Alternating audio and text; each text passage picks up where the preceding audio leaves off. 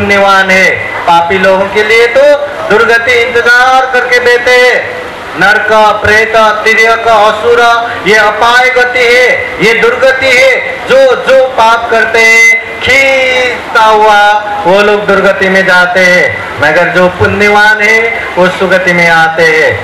मनुष्य से लेके देवलोक, ब्रह्मलोक, महाब्रह्मलोक सारे के सारे सुगति में है। कम से कम हमें मनुष्य जीवन प्राप्त हुआ है तो हम तो पुण्यवान है। तो पुण्यवान जीवन में हम क्या कर रहे हैं, क्या नहीं कर रहे, ये ध्यान देना जरूरी है। इसलिए बुद्ध कहते हैं कर्म योनि, कर्म की वजह से उसका अच्छे जगह पे जन्म होता है, उसका बुरे जगह पे जन्म होता है। कर्म बंधु, कर्म ही हमारा बंधु है, बांधव है।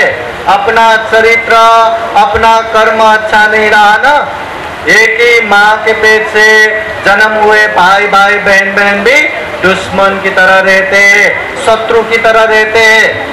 और अपना चरित्र अच्छा रहा तो दुनिया के कोई भी कोने में जन्म हुआ हो फिर भी अपना सा लगता है।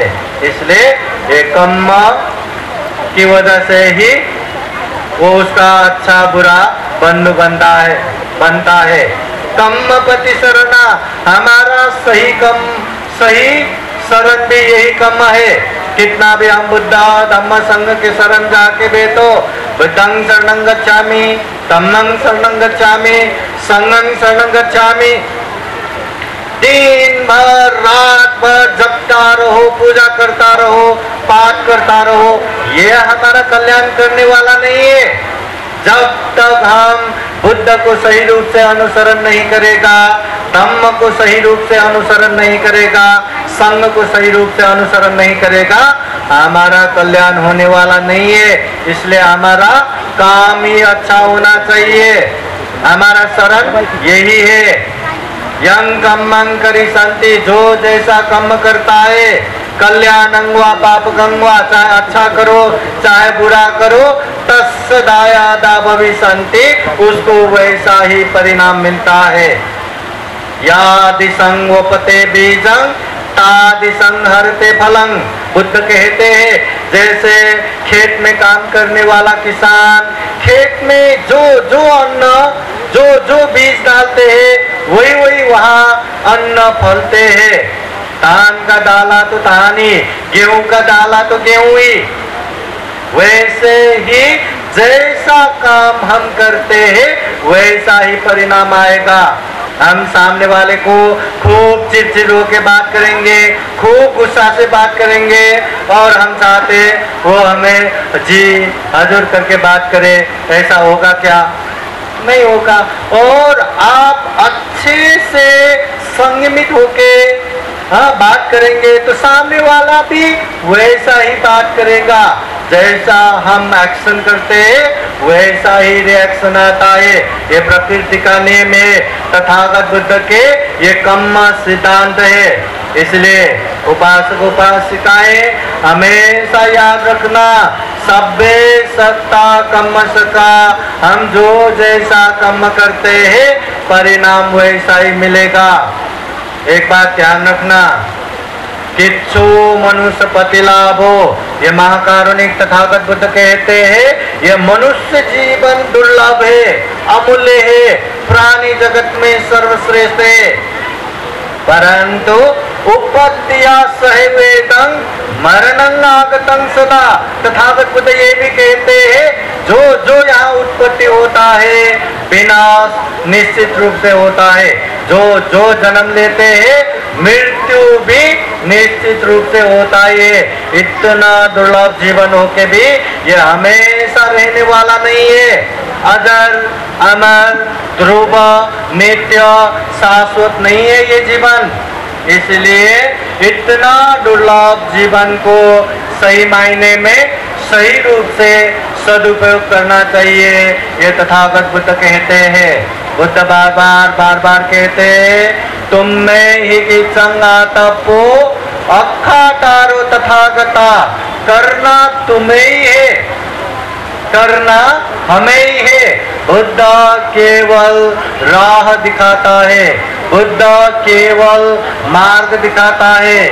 खूब मैत्री करुणा रखते हुए तथागत बुद्ध ने दुख के विषय में भी बताया, दुख के कारण तृष्णा के विषय में भी बताया, दुख मुक्त निर्वाण के विषय में भी बताया और दुख मुक्ति का मार्ग, आर्य अष्टांगिक मार्ग, मध्यम मार्ग भी बताया। तथागत बुद्ध ने वो दुख मुक्ति का मार्ग बताया और हम दुख मुक्त हुए, ऐसा नहीं होता। जब तक हम वो मार्ग पे चलेंगे नहीं, हम वहां पहुंचेंगे नहीं। इसलिए बुद्ध बार बार कहते हैं, करना तुम्हें ही है, करना हमें ही है।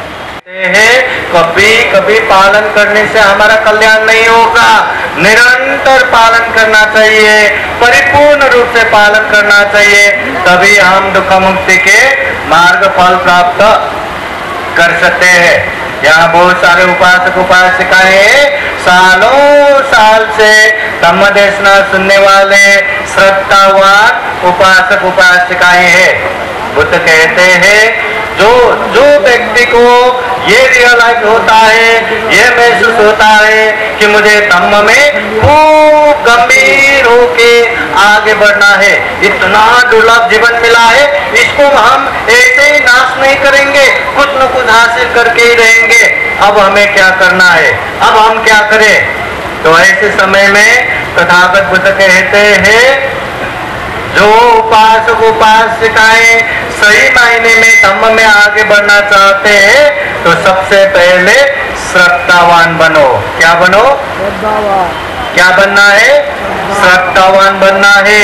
ऐसे बुद्ध के प्रति विश्वास, ऐसे धम्म के प्रति विश्वास, ऐसे संघ के प्रति विश्वास, कोई कुछ भी कहे, अपने श्रद्धा कंप नहीं होना चाहिए, डगमगाना नहीं चाहिए, ऐसे दृढ़ श्रद्धा होना चाहिए।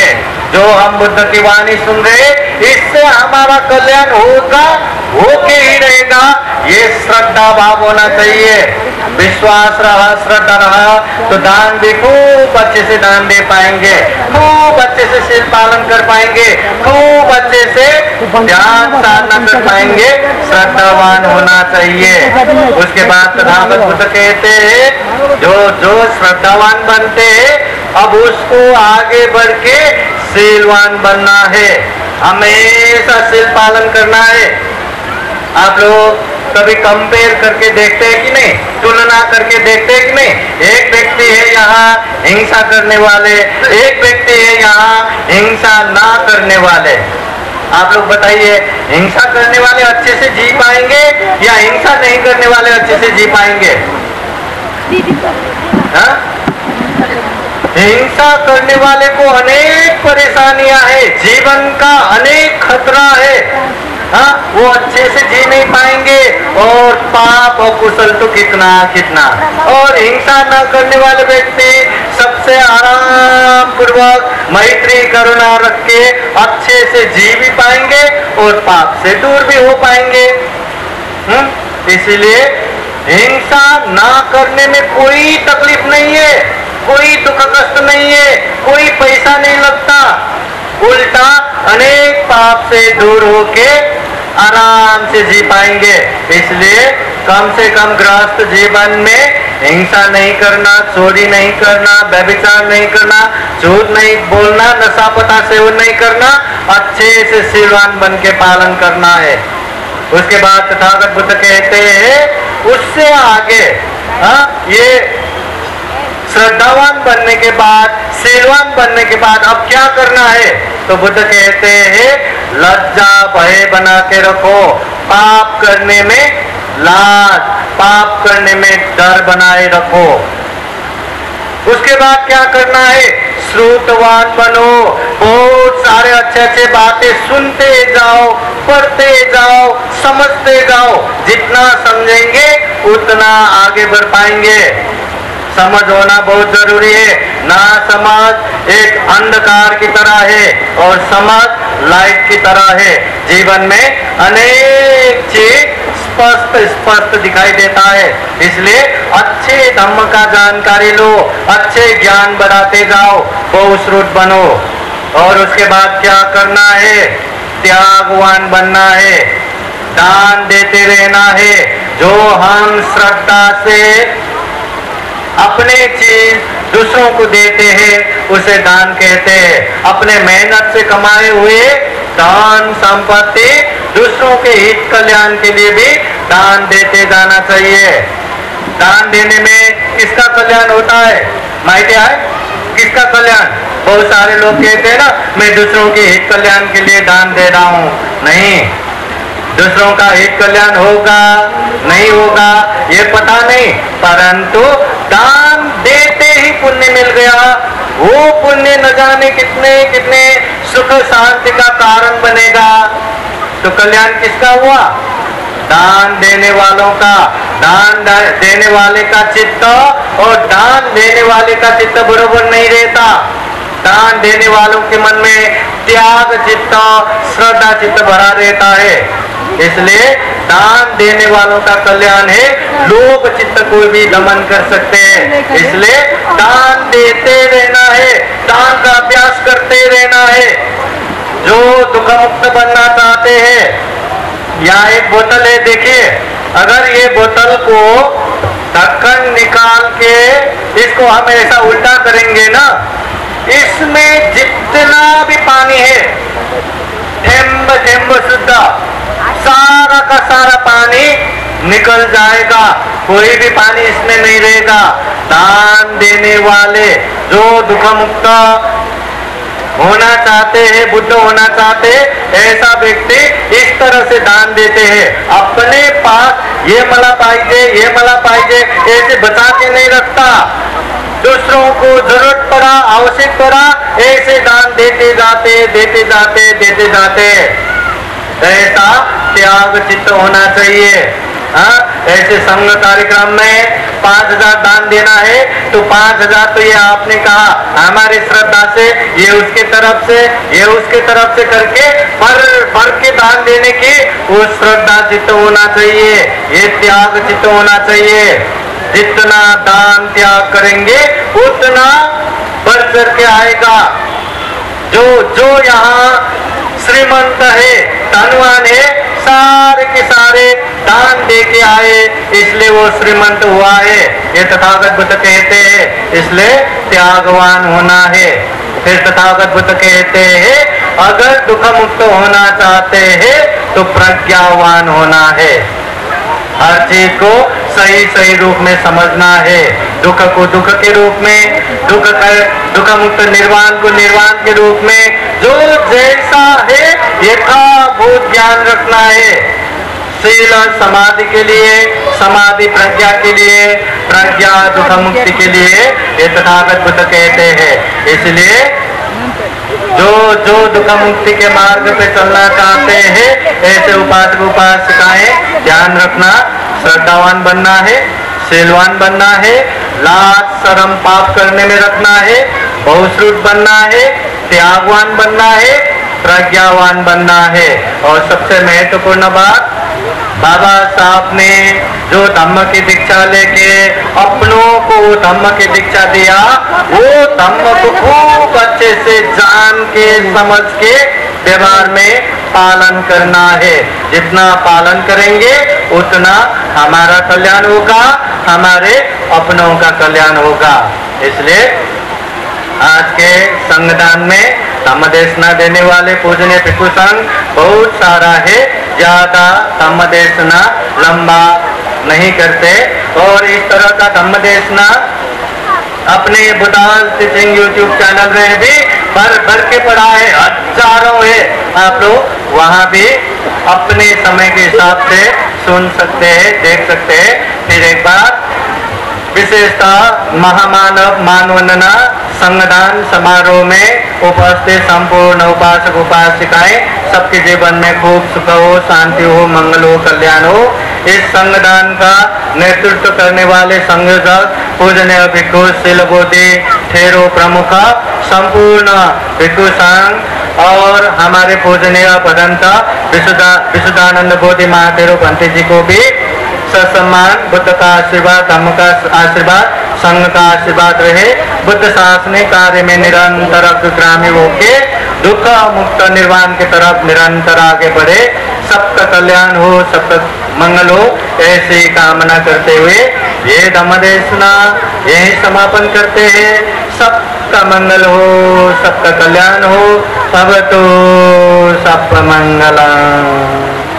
बोले साधु साधु साधु। भगवान बुद्धाची धम्मदेशना जेव्हा ऋषीपतन मृगदाय वनामध्ये होत होती, जेव्हा जेव्हा